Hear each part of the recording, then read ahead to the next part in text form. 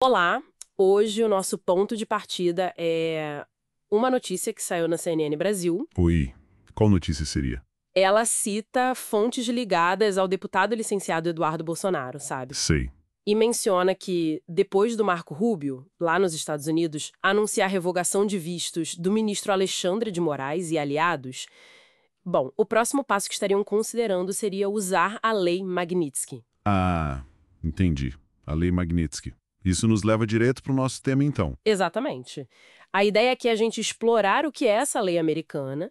Vamos usar o artigo da CNN e também a transcrição de um vídeo do canal Brasil Paralelo. Certo. Nosso objetivo é entender a origem, como ela funciona e por que, estão falando dela agora em relação ao Brasil. Tudo baseado só nessas fontes que a gente tem. Perfeito. Então vamos lá, vamos analisar isso aí. É uma lei interessante porque, assim, ela surgiu de uma coisa muito específica na Rússia, né? Mas, como a gente vai ver, ela cresceu e hoje é uma ferramenta da política externa americana com um alcance, tipo, global mesmo. Então, começando pelo básico, o que é essa lei?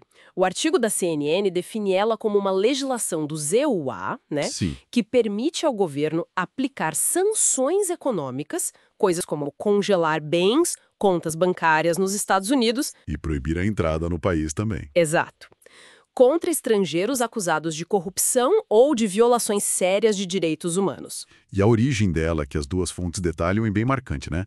Foi criada em 2012, do governo Obama. Certo. Foi uma resposta direta à morte de um advogado russo, o Sergei Magnitsky, em 2009. Ah, sim. Ele tinha denunciado um esquema gigante de corrupção envolvendo gente do governo russo. E aí ele morreu na prisão.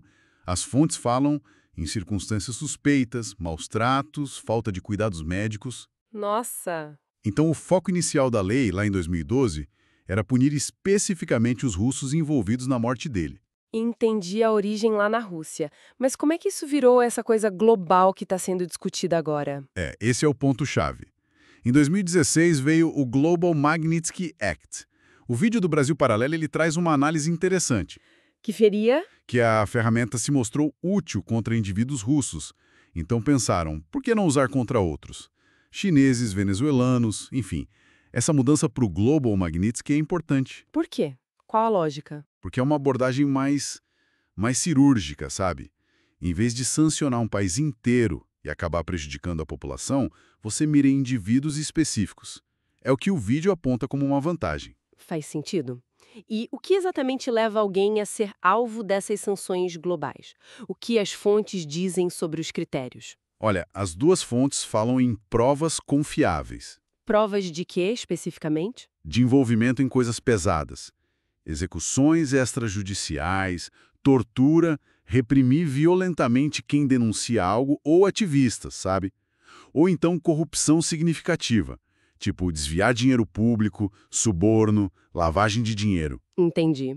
E um ponto que o vídeo do Brasil Paralelo destaca, é que essa confiabilidade da prova é avaliada pelos Estados Unidos. Exatamente.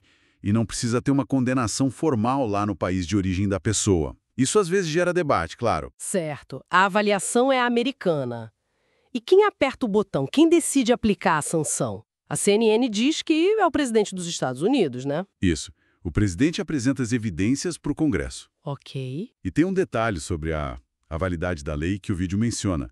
A versão global tinha uma cláusula para expirar, uma sunset clause, acho que em 2022. Ah, é. E aí? Mas ela foi reautorizada e mais, foi incorporada na National Defense Authorization Act, a NDAA. Que é aquela lei anual de orçamento e políticas de defesa dos Estados Unidos, certo? Exatamente. Colocar a Magnitsky ali basicamente tornou ela permanente, parte da estrutura de defesa. E mais ágil para usar, sem precisar de procedimentos de emergência toda vez. Essa permanência e agilidade que você falou, isso nos traz de volta para a notícia da CNN, né? Aqui começou a nossa conversa. A menção da lei no contexto do Brasil. Justamente. A fonte do Brasil Paralelo Vídeo discute essa possibilidade que alguns grupos estão levantando. Que tipo de possibilidade? O vídeo fala que cidadãos, ONGs, políticos estariam preparando petições, sabe? Pedindo para incluir autoridades brasileiras na lista de sanções. E com base em quê? Quais seriam as alegações? As alegações citadas na fonte incluem abuso de poder, tipo prisões vistas como sem base legal clara, bloqueio de contas sem o devido processo ou até interferência no processo eleitoral. O material também menciona que haveria um monitoramento internacional das ações do judiciário aqui no Brasil. Existe algum caso parecido na América Latina que sirva de exemplo para a gente entender como isso funciona na prática? Sim, o vídeo do Brasil Paralelo cita um caso bem conhecido, Diosdado Cabello, da Venezuela. Ah, lembro dele. Ele foi sancionado em 2018 pela Lei Magnitsky. As acusações eram de corrupção, narcotráfico, perseguição de opositores. Então, sim, a lei já foi usada aqui na região. Entendi. Mas, olha, é fundamental repetir. As fontes que a gente analisou, elas estão reportando a discussão, a possibilidade de aplicar isso no Brasil. Não é um fato consumado, nem um endosso dessa ideia, tá? É sobre o debate que existe. Certo, ficou claro. Então, para a gente amarrar tudo que a gente viu nas fontes, a Lei Magnitsky nasceu de um caso russo, mas virou uma ferramenta global dos Estados Unidos. Isso. Ela permite sancionar indivíduos por corrupção, por abusos de direitos humanos, afetando bens, viagens para os Estados Unidos. Exato. E, segundo a notícia da CNN e a análise do Brasil Paralelo, o uso potencial dela em relação a autoridades brasileiras é algo que está sendo discutido atualmente. E se a gente pensar um pouco além? Para além dos nomes dos países que as fontes citam, o que significa, assim, na dinâmica global, um país ter esse poder unilateral, né? De impor sanções financeiras, de viagem, tão fortes, com base na própria lei, na própria interpretação, mas com impacto que cruza fronteiras e atinge pessoas no mundo todo.